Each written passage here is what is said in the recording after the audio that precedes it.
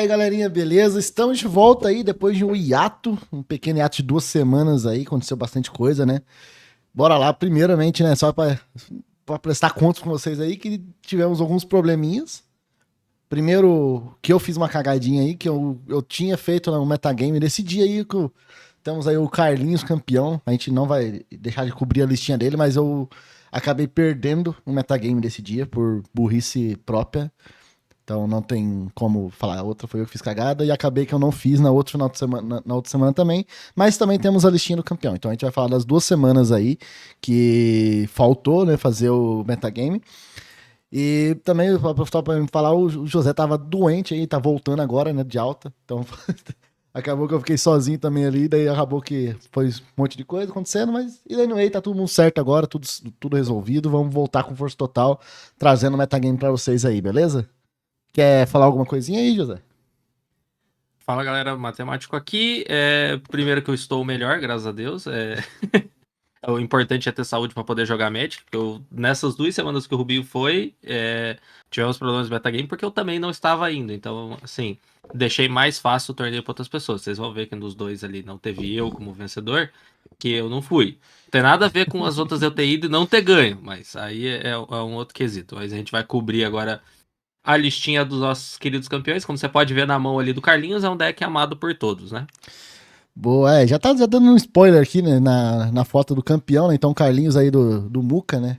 Quem conhece, existe uma loja online aí também, então eu sugiro dar uma olhada lá também.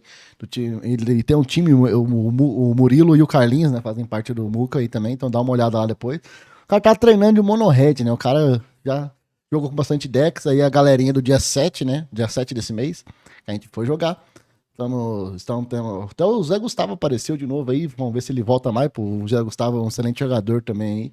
Ou o Carlinhos contra o Guerreirinho. Beleza. Aqui. Eu jogando. Dessa vez eu não tô bebendo cerveja. A gente conseguiu tirar uma foto não com Primeira cerveja na mão. vez. Isso aqui é inédito, tá? Isso aqui é uma coisa que não acontece direto.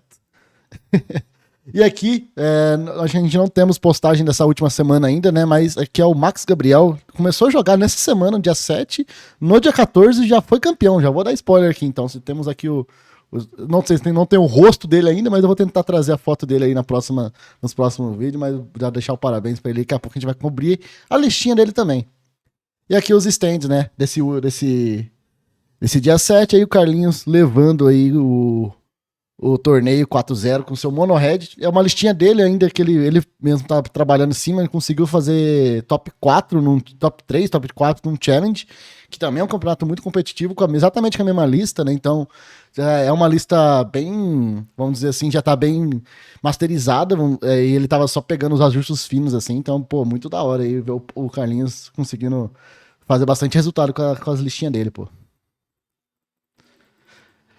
E bora lá então, já dado aí, vamos falar da listinha em questão, já que a gente não tem metagame, né? Muito, de novo, mil desculpas aí, galera. Eu acabei, na hora de copiar e colar, eu apaguei o conteúdo todo e acabou perdendo todos os decks. Mas tivemos aí uma média de 20 jogadores de novo, é um pouco menos dessa vez, mas a média tá bem. Se a gente for fazer a média, a gente tem uma média de 20 jogadores aí em toda quarta-feira. E aí, essa listinha é a do Carlinhos, né? Que ele tá jogando com 18 terrenos, sendo deles 4 Great Furnace e 14 montanhas. Então é uma listinha bem direto ao ponto, só rolando de pé, né? Eu acho que a vantagem de você jogar hoje. O Jux sempre levanta isso, né? A vantagem de você jogar hoje com monocolors no Pauper, que você só vai ter land em pé. Isso ajuda bastante, eu acho que é bem relevante, assim, então, no geral, né? E uma listinha dele é bem mista, né? Que ele tem ali os Tomb Riders e o Percussionist, são criaturas, e o Epicurista, né? Que são criaturas que elas querem bater, elas vão entrar pra ganhar no ataque ali. E também ele tá jogando aí com 3 Thermal Alquimista e os que é assim, Flame Breeder, que é o Boca de Cachaça, que é pra dar dano também no alcance maior, né? Sem precisar do ataque. E vários bolts aí, né? Ele também tá jogando com o Rains Resolve, que é o Draw Engine do deck, junto com Experimental Synthetizer. Cara, a listinha é muito redondinha, assim. Acho que é muito difícil falar alguma coisa dela, né? Talvez alguns ajustes finos mesmo talvez já com menos termo alquimista, ou desde quando o Kudota foi banido, eu acho que o Kessig adotou esse espaço no deck, né? Uhum. O que eu acho importante até nessa lista do Carlinhos, sendo relativamente diferente, né, com 3 termos, acho que ninguém tá colocando 3 termos na lista, mas junto com isso, né, você tem, por exemplo, 2 Lava Dart e um Fire Blast, que por mais que a gente fale que é coisa comum, né, no Mono Red, mas é aquele um a mais sempre, né, porque você tem o flashback de todas, no caso, os 2 Lava Dart tem o flashback, mas, né, o Fire Blast, quando você já tá sem mana, né, você vai usar para ser 5 de dano, tendo um boca de cachaça, ou 5 de dano tendo um termo, ou 6, né? Dependendo se tiver 2. Então é muito legal que ele realmente tem o plano do Pingers bem definido, principalmente quando você coloca um termo a mais comparado com todas as listas, e você ainda tem aquele plano B que, né? Quando você vai jogar contra um deck desse, você fala, eu não preciso ter um Indefectivity, eu não preciso ter um Breath Weapon porque ele vai ganhar de boca de cachaça e tudo mais. O pior é que às vezes você apanhando 3 vezes pra um Tomb Raider, você já caiu num range que fica ruim pra morrer pra qualquer outro Bolt, né, Chain Lightning do deck. E uma coisa que me chamou muita atenção foi o side dele. O side dele tá realmente aquele famoso, cheguei numa esquina, vou pra esquerda, vou pra direita. Vou pra esquerda e é só o que eu quero, porque ele colocou 3 relíquias, 4 End the Festivities, 4 Pyroblast e 4 Cast the Fire, se eu não vi errado. É isso, né? Exatamente, Então, tá bem certinho. Literalmente ele pegou e falou 4 cópias de tudo que eu preciso e esse daqui que tá um pouquinho melhor vai só 3 cópias, que é a relíquia, assim. Então, ou seja, o plano dele é vou lidar com isso, e só, né? Não tem muita gente que monta aquela listinha, 2 cópias aqui, 1 cópia ali, só pra se precisar num jogo, não. Ele mirou, 4 Cast the Fire, 4 Pyro, 4 End Festivities, 3 Relic of Progenitus. Então é uma lista bem direta ao ponto, né? Ela resolve o que tem pra resolver. Show, mano. E até lembrar uma coisinha que a gente fala, né, do Lava Dart, mas nessa versão com Cassic e Termo Alquimista, ele tem um potencial de dar muito mais dano que até mesmo um Bolt, né? Se você olhar, se você tiver dois Cassic, por exemplo, na mesa, se você tiver dois Cassic e dá um Bolt, você dá 5 de dano. E se você tiver dois Cassic que compram um Lava Dart, você dá 6, ou seja, dá 1 de dano a mais. Então, tem toda essa questão, assim, que ele potencializa muito o dano também do deck, né? Então, realmente é uma carta que eu acho que vale a pena ter mesmo. Então, eu gosto bastante aí da adição de Lava Dart, até mesmo pelo flashback, que é muito barato ali. Então é isso, pô. Às vezes, talvez ter 2 Fire Blast, eu gosto de ter 2 Fire Blast, mas tá dando certo pro Carlinhos aqui uma. O ponto até, na verdade eu falei Lava Dart e Fire Blast era quase a troca, né? O Fire Blast ele é muito forte por seus 4 de dano seco, né? Sem nenhum termo nem nada na mesa, mas é o que você falou, né? Com 2 termos na mesa, um Lava Dart e um Fire Blast tem o mesmo potencial. A única diferença é que o Fire Blast vai levar uma land a mais, né? Porque um Fire Blast com 2 termos, você tá dando 6 de dano. Um Lava Dart gerando aquela mana, você vai dar 3, sacrificando aquele próprio terreno, você tá dando mais 3. Ou seja, você consegue, teoricamente, extrair por metade das lands o mesmo potencial, né? Claro que você precisa ter 2 desses pingers na mesa, mas ainda assim, cara, ele vai de uma carta que tá dando 1 de dano pra uma carta que tá batendo 6 de dano, junto com uma outra que seria a considerada a que dá mais dano, né? Que é o Fire Blast, hoje no formato. Então, assim, o Lava Dart no deck de pingers, ele tem um potencial de ser uma carta de 1 de dano ou até uma carta de, sei lá, 12 de dano, dependendo do quanto potencial você tem na mesa. Perfeito, cara. E é isso, a listinha até mesmo do Max Gabriel aqui, que é amigo do Carlinhos, que é da semana aqui, da próxima semana aqui. Ele deixou aí exatamente a mesma lista e também conseguiu 4-0. Então mais uma vez falando na mesma lista aqui, né? Então dá os parabéns aí pro Max também, que deixou uma listinha, pegou a listinha do Carlinhos e conseguiu chegar e fazer o resultado. E, cara, detalhe que é a segunda semana que ele tá indo, tá? Ele chegou no dia 7, no dia 14 já fez 4-0. O cara já chegou aí pra começar a ganhar também tudo, pô. Preocupante.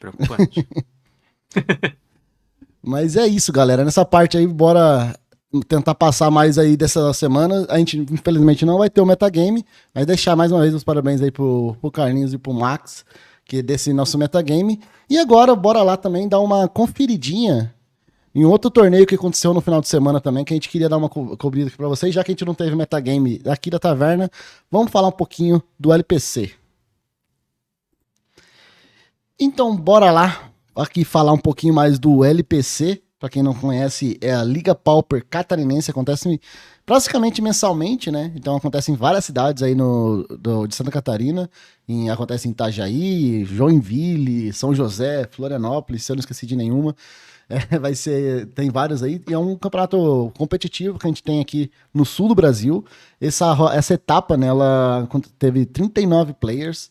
É um torneio bem legal aí que nós do Monarchs aqui tá sempre viajando para jogar ela. Então, até passar um pouquinho dela e também lembrar, galera que tá vendo aí a gente, como a gente tá tocando bastante de Curitiba aqui, o LPC vai ter a primeira etapa em Curitiba. Então, a próxima etapa aí, 16 de junho, vai ser aqui em Curitiba. A gente vai tentar deixar nas descrições, tanto aqui do vídeo, né, o link para você entrar em contato para conseguir entrar, fazer o cadastro, né? Então, só lembrando também que é um campeonato muito legal, é bem competitivo, vai ser lá na Taverna. Que vai ser a sede do evento, né? Então, toda a organização aí feita pelo Pulga. Inclusive, um abraço, Pulga, muito da hora esse evento, tanto que eu sempre tô viajando para jogar, né? Então, aí também queria cobrir a última etapa aqui, também trazer para vocês já essa notícia que a gente vai ter uma etapa em Curitiba também, né? Bora lá. Exatamente, é a maior dúvida de todos. Ué, mas a Liga, a Liga Pauper Catarinense tá indo pra Curitiba? Gente, o Rock in Rio tem em vários lugares do mundo, não só no Rio. Então, é a mesma lógica. Liga Pauper Catarinense, eles podem só atravessar a linha do estado e vir jogar Curitiba? Pode, é exatamente o que a gente tá fazendo. O importante é a união, o gathering, que é o que a gente tá fazendo. Então, obrigado, Pulga, por dar uma etapa pra gente aqui em Curitiba. Agradecendo muito. Beleza, bora lá então. Aqui a gente vai tentar passar um pouco mais pelo metagame. Vamos ver pelo menos o nosso top 8 aqui, né? Inclusive, jogamos esse evento. Não apareceu nem na primeira. Aqui, eu tô na primeira tela, assim, nem se imaginava. Fiz top 16. Então eu tô aqui, Não eu fui pro meu. procura o meu. Então eu fui aqui jogando de Familiar Tide, né? Não, eu fiz um 3-3, foi até ok. Quase tinha ali como ficar na bolha pra entrar, né? Entrou um 4-2, eu fiquei até a última rodada eu tinha 2% de chance pra entrar. E mas bora lá falar de quem interessa do top 8, né? Então, começando aqui pelo nosso top 8, tivemos aí o Monoblue, pilotado pelo Guilherme Bacher. Desculpa que eu falo o nome tudo errado, gente. Vocês sabem. Vocês querem, eu falo o nome de todo mundo errado. Eu erro o nome de todo mundo. Se eu falei errado, só me corrigir que eu falo certo na próxima.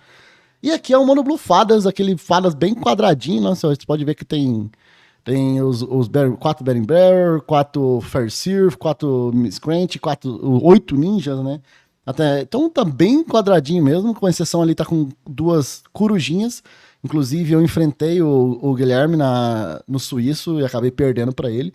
Então é bem legal. E a listinha dele também ele fez a divisão que a galera tá fazendo, jogando com 2 Biden Monster e 3 Snap, né? Então tá com todos os snaps aí. E também ele falou, usando aí o Enable to Screen no sideboard para jogar algumas outras matches. Eu gosto dessa divisão de Binding the Monster com Enable to Screen. E também chamar atenção aí pro Bone Splitter, né? Duas cópias de Bone Splitter no sideboard é bem interessante. Seguindo então aqui, o próximo aí tivemos o Cassiano Honório pilotando o Grixis Affinity deck. Cara, o deck já. O padrão do formato nunca vai sair do formato, eu acredito, esse deck, porque ele é muito forte, né? E tá ainda nessa versão mid-range. Então, nada muito de diferente na lista do Cassiano aqui. É bem aquele que a gente tá acostumado a cobrir no Draw do Monarca, né? Com Hill, Blood Fountain. A substituição, né, de Fanatical Offering substituiu, né, pela a disputa e agora tá o Fanatical Offering. Tá jogando com bastante Clark, 3 Clarkan. Eu vi umas listas de jogo com 2, mas ele optou jogar com 3 aí. E basicamente é isso. Eu não vi nada muito de diferente também no sideboard dele. Tá só focado com bastante o split aí de 4 e 3 Pyro e Hydro. Deck da segurança, né? Aquele deck Pra seguro. quem vai jogar torneio. Isso, é o deck que vai tentar lidar com todas as partidas possíveis, né? Então, pra você que quer jogar um evento maior e tudo mais, às vezes você é muito bom com deck, mas às vezes você tá com o pé atrás do que vai encontrar lá. Então, tem muitos decks que são decks de segurança, né? O Affinity joga bem contra tudo, o Whitefire tá jogando bem contra tudo, uma época até o Call Gates, outros decks jogavam bem contra tudo. Então, às vezes, se você tá na dúvida, vai nos decks que conseguem lidar com todos os problemas da mesa, né? Que é isso, é a maior chance de você enfrentar de um tudo e lidar com tudo é partindo para esses decks mais padrões, né? Boa. Seguindo aqui, então, temos aí o Rafael Otto pilotando as Horus Familiar aí, é uma versão de Tide do Familiar também. Inclusive, uma listinha um pouquinho diferente da minha, né? Tá jogando com Cia Gate, tá jogando com God Faraó no main deck. Uma listinha um pouco mais voltada em criaturas. Bem interessante aí. Ainda assim, usando Capsize para finalizar o jogo, que eu acho maravilhoso. Capsize é uma carta que dá pra combar, inclusive, ela ajuda muito, ela funciona como se fosse, depois você tem mana infinita, ela é um Archaeomancer a mais, né? Então você consegue fazer uns loop com ela também, além de voltar todos os permanentes do oponente, né? Então realmente é o payoff do deck aí. Compulsive Search pra fazer o oponente comprar o deck dele inteiro também. Então a listinha bem redondinha, tá? Ele tá jogando com o máximo de ilhas que ele pode, mas aí tem Azorius Chantry e um Mortuary Mare ali e uma planície, né? Que não são ilhas, o resto tudo ele consegue ou buscar ilha ou já são ilhas, né? Então, realmente é uma lista já. Eu tô tendendo a jogar com uma lista muito mais parecida com isso. Pode ver que não tem mais Ephemerate nessa lista, é bem mais focado realmente para combar com Tide. Então, já tô tendendo a jogar com uma lista muito mais parecida com essa do Otto aqui. Então, parabéns aí para ele também, que, pô, fiquei feliz de um família chegar no top 8 aí, pô. Acho que a única coisa que chama muito minha atenção, comparado com todas as linhas de o W-Tide que tava vindo, é que ele não usa Merchant Scroll, né? Ele não tá digamos assim, ele não tá voltado em buscar o combo. O combo vai ser algo que vai acontecer eventualmente no jogo, né? Porque voltando com mais criaturas, tipo como a God Faraó, com o Seagate, você consegue travar um pouco mais o jogo, né? E tomar menos dano, a ponto de que em algum momento comprei as cartas e tá aqui o combo, né? Combei, ó, Capsize, volta tudo pra mão.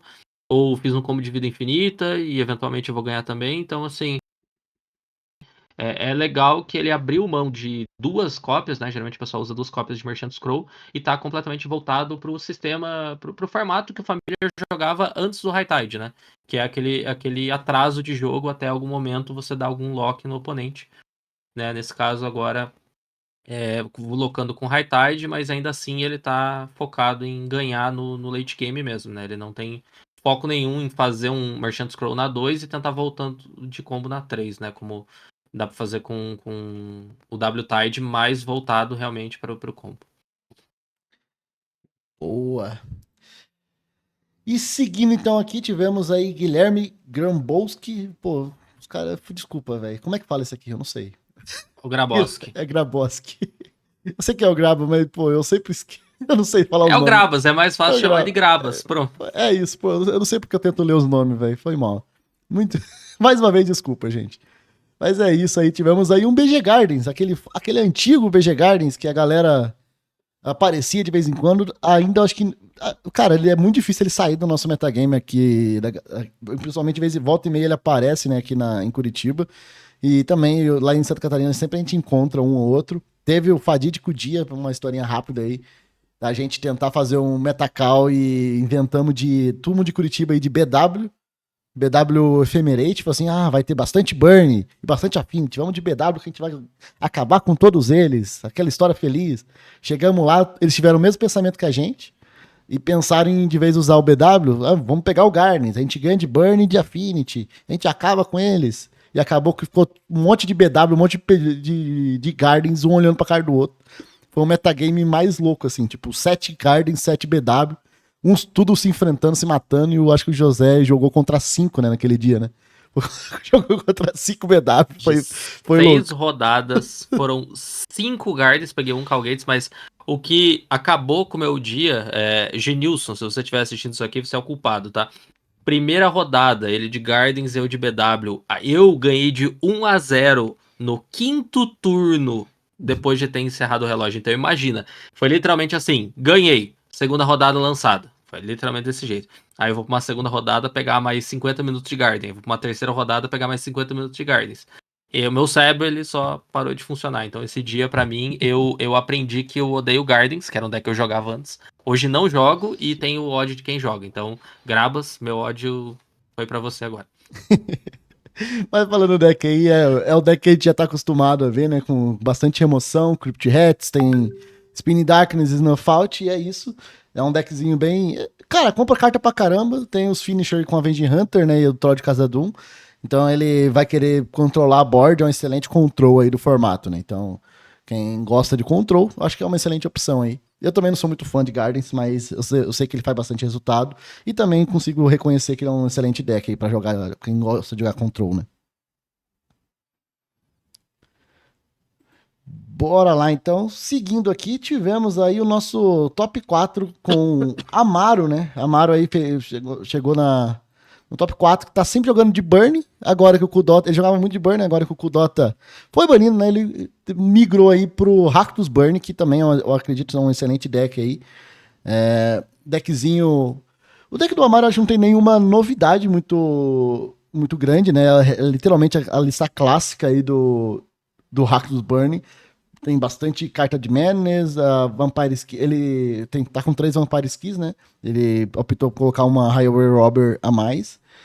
E basicamente é isso. Eu não tô vendo nenhuma coisa muito diferente, assim, das que a gente já olha também no geral, né?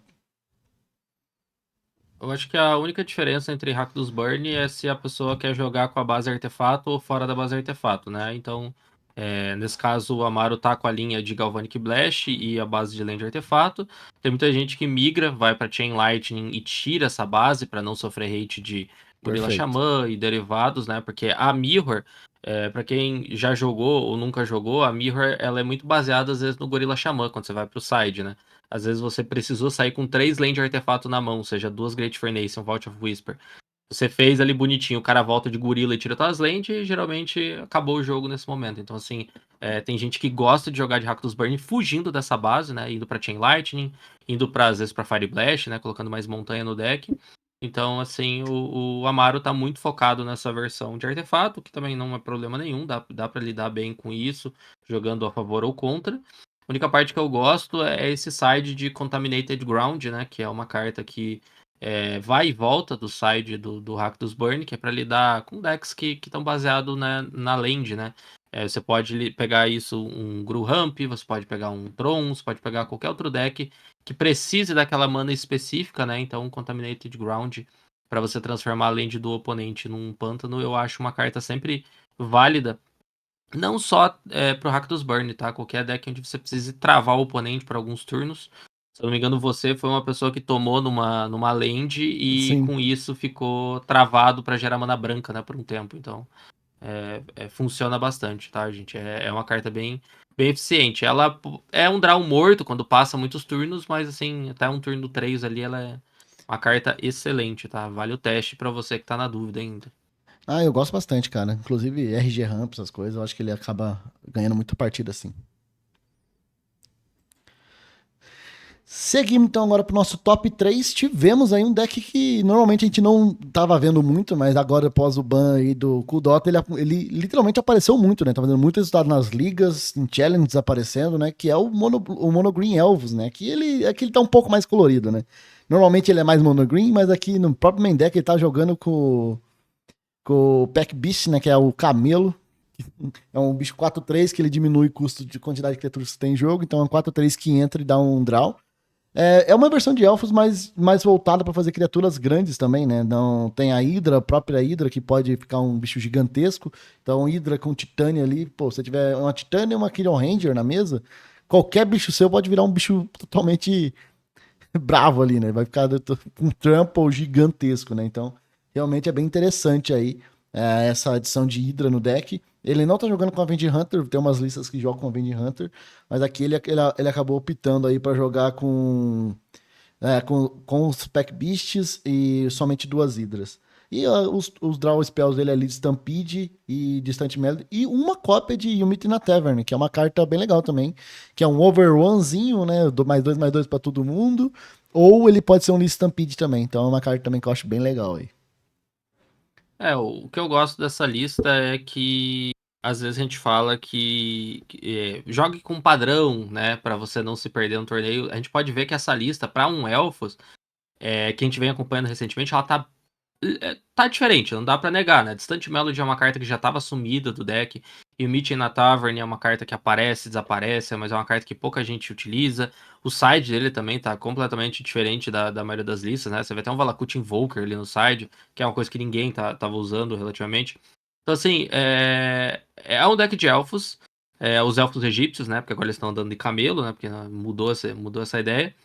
Mas, assim, você vê que o Elfos é um deck que, aqui, pra gente, né? Não só em Santa Catarina, mas aqui em Curitiba, ele aparece de vez em nunca, faz resultado, porque é um deck que pega tudo de surpresa. Quando esse deck explode, não tem o que fazer. Então, assim, é bem legal que é uma lista que tá fugindo um pouco do tradicional e ela consegue fazer um resultado bom ainda. Então, você também.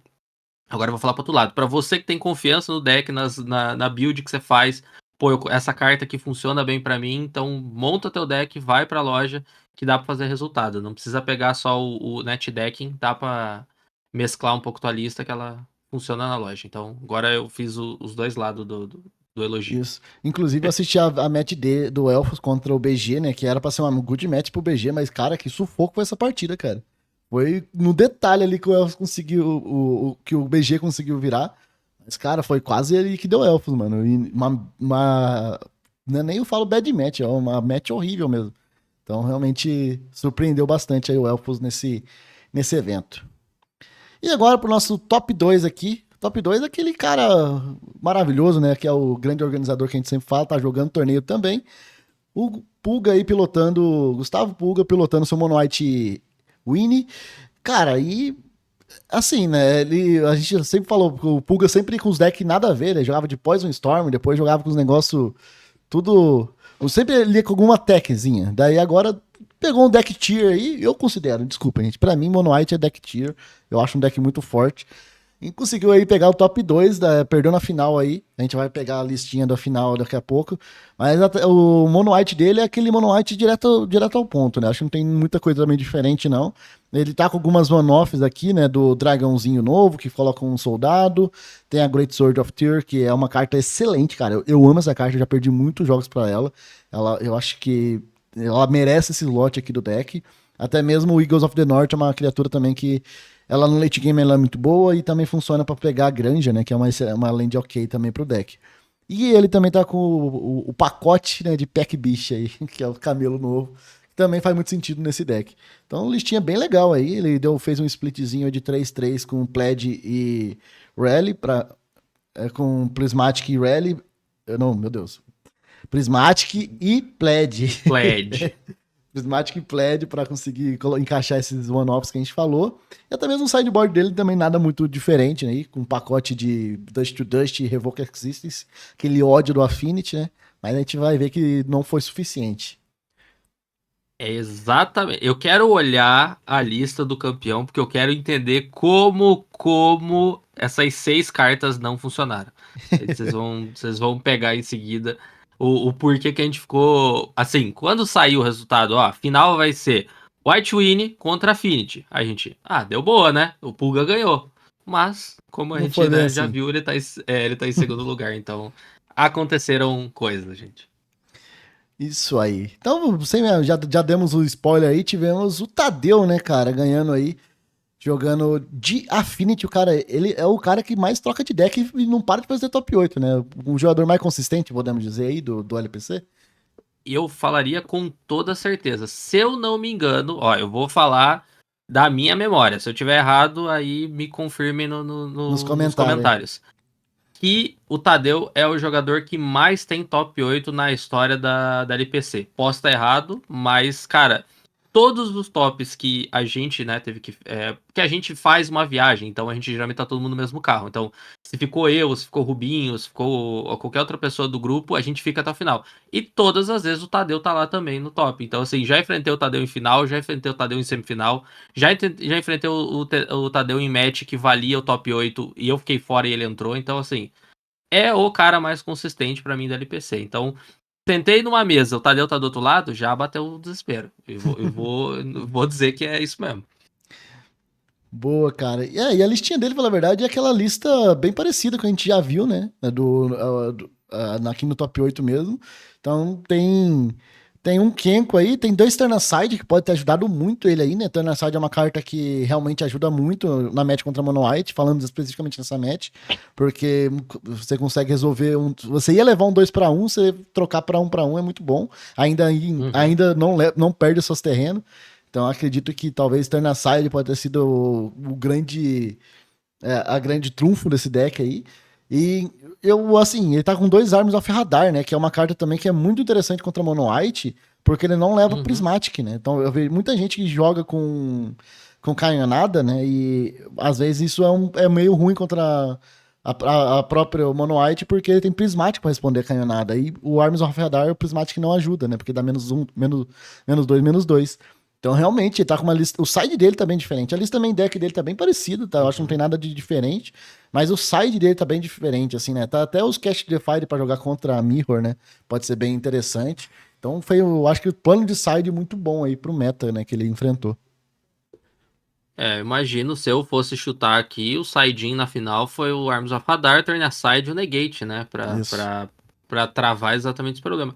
Então, realmente, se num turno 2 ele encaixou um Turn Aside, no turno 3 ele encaixou um Negate, muito provavelmente foi o que fez ele se salvar, né? De ficar travado, porque é aquela coisa, né, gente? O Affinity, ele é um deck que só precisa de uns 3, 4 artefatos no máximo na mesa pra virar um caos, né? Daqui a pouco ele faz um rato, com o rato ele faz não sei o quê, daqui a pouco o Mirror Enforcer tá de graça, derrubou a mão na mesa, não tem deck que vá segurar mais, né? Principalmente um White Winnie, né, que depois segura dano com Prismatic, e Prismatic, né, não funciona em nada contra o Affinity, né? Então, podemos ver que o Tadeu fez um sidezinho ali maldoso contra o White Winnie e valeu a pena, né? Pô, Foi foi recompensado, a né? ideia. Foi recompensado. Um título em casa, tá, gente? O Tadeu, ele é jogador de Itajaí, essa etapa foi em Itajaí, então ele ganhou em casa. Então, eu imagino que é 10 vezes melhor. Melhor do que você vencer um torneio, ainda você vencer um torneio em casa, né? Boa, boa demais, cara. E mais uma vez, parabéns aí, então, pro Tadeu, cara, que a gente sempre troca com ele aí, pô, excelentíssima pessoa. Então, espero aí ver o Tadeu também jogando. Todo mundo aí que tava nesse top 8 ou que tá mesmo jogou o evento pra gente conseguir vir jogar aí também aqui em Curitiba, que vai ser a próxima etapa. Será que o Tadeu vai fazer mais um top 8? E aí, vai ter que vir pra ver, pô. Não tem como.